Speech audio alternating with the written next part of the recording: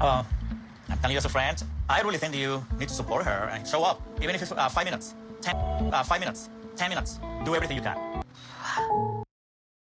I mean, listen, to be honest with you, I feel like the friend is making a very good point. And now, here's the thing. What do we know so far between Kara and Himo's relationship at this moment in time? Well, we know that this is a man that has been chasing dream after dream after dream, but not at any point has Kara been convinced that he's actually been committed to any one of these dreams, which is why he goes from one dream to another.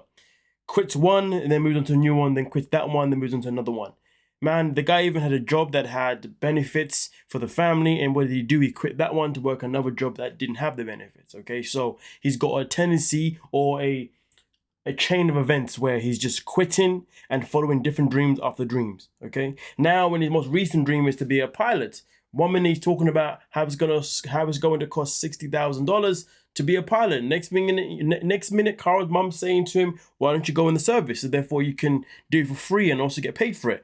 Then he's like, "Okay, yeah, I'll go into the services," but then he doesn't actually research anything about it. Where would he be? Where would he be relocated to? How many times maybe relocated to? How long is he going to be away for? Or obviously, how often is he going to see his wife and his son? Literally, the guy went and literally did no research. How much is he going to get paid? What's he going to cover? How's it going to benefit? In any kind of way. He's done no research, so therefore him and Kara continuously keep having arguments. So much to the point that right now they are not sleeping in the same bed.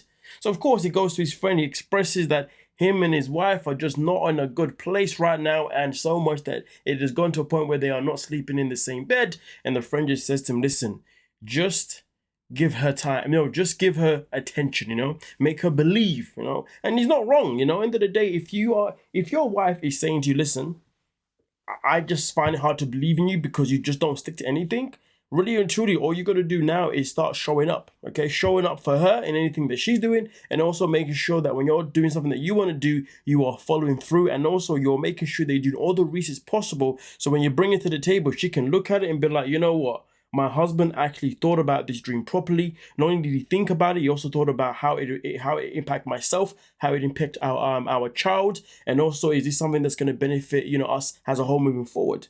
But he's doing none of those things. He's crying like a little freaking baby, trying to go to his friends, trying to see if his friend can give him validation for his choices, and even that failed. So much to the point where the friend was like, "Nah, you need to do right by your woman." You know what I'm saying, okay? To be fair, even when he spoke to Kara's mum last episode, she even said the problem with him is that he struggles with direction. He struggles with discipline. The guy is wishy-washy, flip-floppy. It's a whole calamity. But here's the thing, though. When it comes to taking that accountability, he can't take it. And then what happens? Well, this is what happens. He left. He moved out. Like a few days ago. At first, I was like, so basically the friend gave you advice and you didn't like the advice, so you decided to act out. But it wasn't even that simple. I just absolutely hate that I had to be the one to ask him to leave. Days ago, Guillermo saw me laughing and writing on my phone, and he legitimately thinks that I'm cheating on him.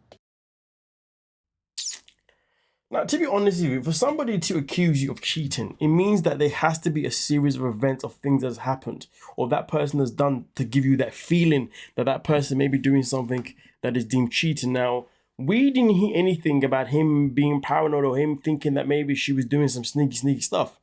So the fact that this has come out of nowhere in this episode is wild. It's like the editing skipped a whole step of how they got here.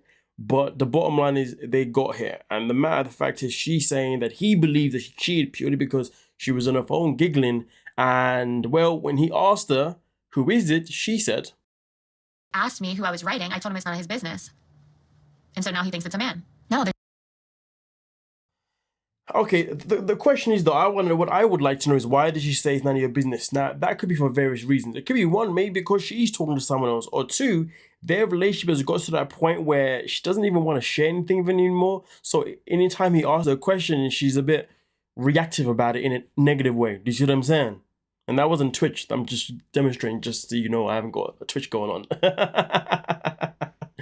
But nonetheless, though, the matter of fact is, though, in this situation, something particular there, this is obviously showing how much now she just doesn't have much connection, much belief, much want to this relationship. So now, obviously, if he asks her questions, she's gonna answer them maybe in ways that She shouldn't, you see what I'm saying? Now, she isn't right to have answered the way she did, but I would like to know why she did answer what she did. But it doesn't mean that he was right to then accuse her of infidelity, okay? Because at the end of the day, if you're going to accuse someone of infidelity, please make sure you come up with a chain of events of why you believe this.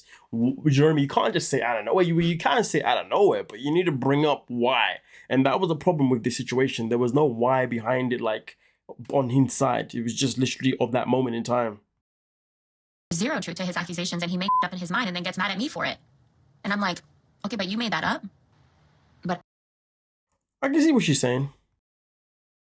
it just got to the point where we can't even talk without it devolving into a fight, and it's just too much. It's overwhelming, and it just sucks that it's come to this. I mean, you can look at it as it sucks that it's come to this, or you can look at it as this was just simply the inevitable. Maybe the saddest part is like when yeah. And when I say the inevitable, I don't mean the inevitable, the fact that, she was going to cheat on him. No, I mean the inevitable that their relationship was coming to an end, or at least at this moment in time, that's the direction it is going into. Okay? But here's the thing though. This is what happens when you marry somebody who's literally 20 years of age or however old he was. He was a very young man when they met. I'm pretty sure she was already in her late 20s, maybe 30s, whatever. And this is the problem. She married a guy without fully really understanding who he is, fully understanding obviously how things work. I mean, listen, to be honest with you, I know the whole premise is you get 90 days to make a decision, obviously, when that person comes over to your country. But to be honest with you, in the way I would look at it is, if that person cannot move to where you live for 90 days, no, sorry.